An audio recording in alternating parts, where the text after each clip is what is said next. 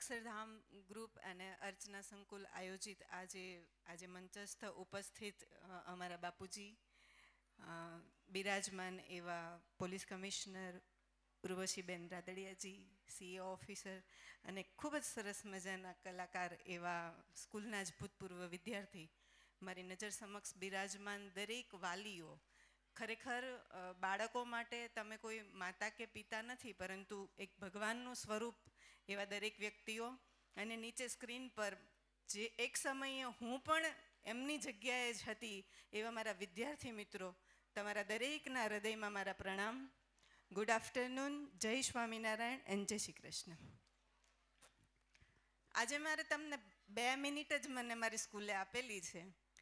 મને ખૂબ આનંદ થાય છે કે જે સ્કૂલમાં ફર્સ્ટ સ્ટાન્ડર્ડથી લઈ અને 12th સ્ટાન્ડર્ડ સુધી મને ભણવાનો મોકો મળ્યો હતો, આ ગુરુજનો પાસેથી મેં એટલું બધું મેળવ્યું છે કે આજે હું મારી જિંદગીમાં જે કંઈ પણ છું એ ગુરુજનોના આશીર્વાદ થકી છું. પરંતુ મારે 2 વાત કહેવી છે, એક તો વાલીઓને અને બીજી બાળકોને. શિક્ષણ મજાકમાં અમે જ્યારે ઉર્વશીબેન ઘણા બધા ગુરુજનોને ભેગા થતા હોય ત્યારે એમ કહે કે આજકાલના યુવાનનું ભણતર ગણપતિના ગથી શરૂ થાય ગુરુ, અને ગધેડાના ગએ પૂરું થાય છે. કેમ? કારણ કે શિક્ષકો અથાગ પ્રયત્ન કરે છે, પરંતુ મારું ફોકસ વિક્ટારાની કોફીમાં છે, સ્કેચર્સના શૂઝમાં છે.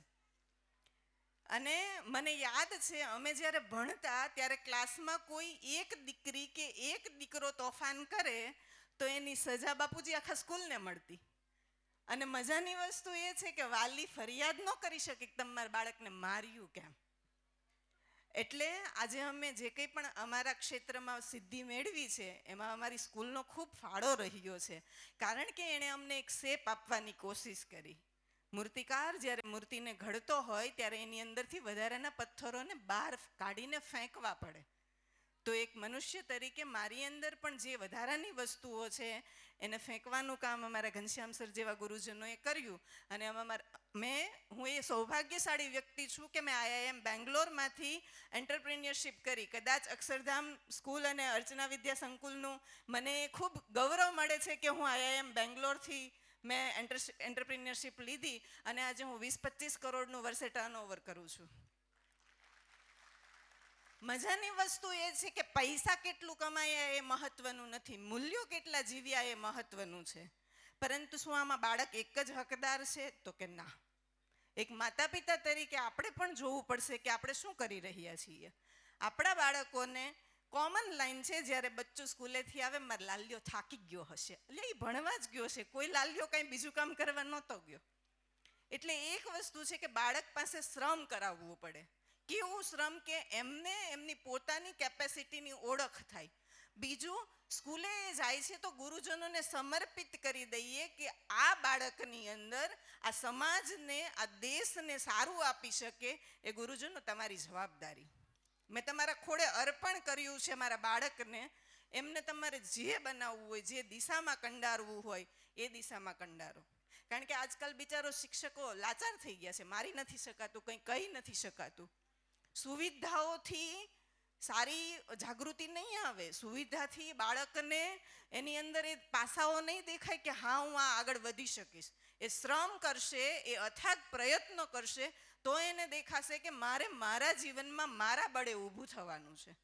હું લેડીઝોને એમ કહું કે લિપસ્ટિકમાં ને નેઇલ પોલિશમાં ટાઈમ ન બગાડીએ. એટલો ટાઈમ જો આપણો જીવન સારા લેવલે ક્યાં જાય એમાં બગાડીએ તો લિપસ્ટિક વાળો વ્યક્તિ પણ આપણને ઓળખતો થશે, લિપસ્ટિક વેચતો વ્યક્તિ પણ ઓળખતો થશે, અને લિપસ્ટિક લગાવતો વ્યક્તિ પણ આપણને ઓળખતો થશે.